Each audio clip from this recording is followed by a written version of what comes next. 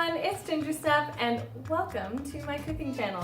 Today we are going to be making a really delicious dish. We're going to be doing roasted red pepper pasta, only I'm going to do my own little spin on it, so let's get into it. So for today's ingredients we have our olive oil, some unsalted butter, of course we have our roasted red peppers, we are going to be putting some milk in it, just a little bit. You can also use heavy cream if you would like. And for our veggies we have white onion, garlic, some fresh basil if you can get it, dried is also fine, and some lemon. I have some pine nuts that we're going to toast by hand, and some chicken broth, some Parmesan cheese, and spinach fettuccine, and it's kind of pre-made basically, but you can always make it from scratch. I unfortunately do not have a pasta maker, otherwise I would be showing you how to do that. Alright, let's get to it. We're going to start chopping our veggies. Alright, so we're going to start out by cutting our onion. You don't really need it to be super fancy just because we are going to be blending it up, but go ahead and get that outer layer off. You're going to turn the onion kind of to the side and make a claw out of your hands, and you're going to just chop all the way across like that. It should look like it's in strips, and you're going to turn it forward and just cut this way. Next, you're going to take your garlic. We just need 2 cloves for this recipe. Oh, and there's the tears. Trick of the trade for the onions, you guys. Place them in a small bowl. Put some water in them. You're going to put your knife over the top of it, and with the heel of your hand, just... Alright, once you're done peeling the garlic, you're going to go ahead and just chop it up. Again, you really don't need to worry about how small it is. Alright, last but not least, we have our roasted red peppers. So you're just going to roughly chop these into strips. Okay, so after you are done crying your eyes out from chopping onions, we're going to move on to now cooking. I have already started to boil my water for the pasta. In a little bit, once it starts boiling, I'm going to put some olive oil and a little bit of salt in it to give it some flavor and to make sure they don't stick together when they're done cooking. I do want to toast the pine nuts first for this recipe. You really only need half a cup. So I just turned my burner on medium-high, and I'm just going to toast those pine nuts real quick. Oh, and while we're waiting, I have something for you guys. You ready? Do you care to seduce large women? Piece of cake. And in the heart of Italian cuisine, an Italian chef has died. He passed away. 2 Wi-Fi antennas got married on Saturday. The reception was fantastic.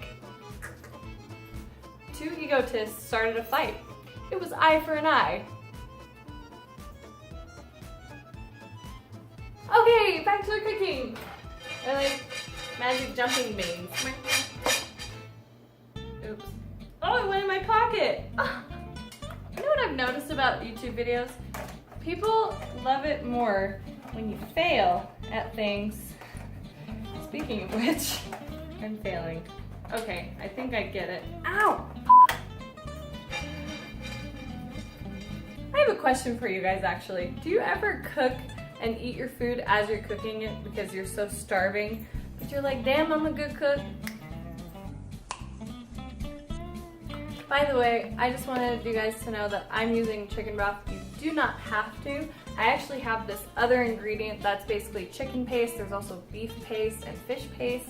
It's a concentrate of this. So if you just want to use the paste and some water, you can do that too. Let's see what, I want to know what this smells like, because honestly I always cook with chicken paste. Okay, that smells like a bunch of chicken in a box. Alright, so my nuts are toasted. That's it. Next up, we are going to be olive oiling the water and the pan at the same time, because we are going places. You just need about a tablespoon of olive oil. Wait until your pot is super hot, because otherwise it starts degrading the olive oil. Then you're gonna add your onions that you should have drained, just so you know. Also for our seasonings today, I just have salt and pepper, oregano, basil, and tomato seasoning, crushed red pepper. This is optional if you want it spicy or if you don't. And then, did you see that? Okay, and then the last thing is I'm just gonna put a little bit of ginger. I'm obsessed with ginger, and it's also good for you. So win-win. All right, go ahead and add all your seasonings right now because dry ones always need to be added first. We're also gonna put a little bit of lemon juice in there right now because when life gives you lemons, you put it in the pasta. So we're gonna cook our onions for about 4 to 5 minutes or so, or until they are see-through, and I'm gonna go ahead and add my garlic in now. All right, so my onions are cooked through, so we're gonna go ahead and add our roasted red peppers. Just heat them through. You don't need to cook them on the pan for that long. It is done cooking. It should look something like this, colorful and yeah, all the things. Let's put it in our blender. And don't wash out that pan because we're going to be putting this sauce back in there. All right, so I just blended it for about a minute, and wow, it looks like a pumpkin massacre in there, but damn, it smells good. Look, see, pumpkin massacre. All right, so it is done blending, like I said. We're gonna go ahead and put it back in our pan. Let's go. So just gonna turn our burner on medium heat again, and while that is heating up just a little bit, we're going to put our pasta in the pot. Yeah. All right, so as this is heating up, we're gonna put some of our pine nuts in there just for that little roasted flavor. And we also gonna put the basil in there.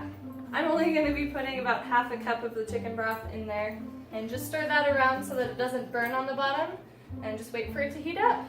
At this point, I am gonna taste the sauce just because I wanna see what the flavor is and if I need to add any more seasonings.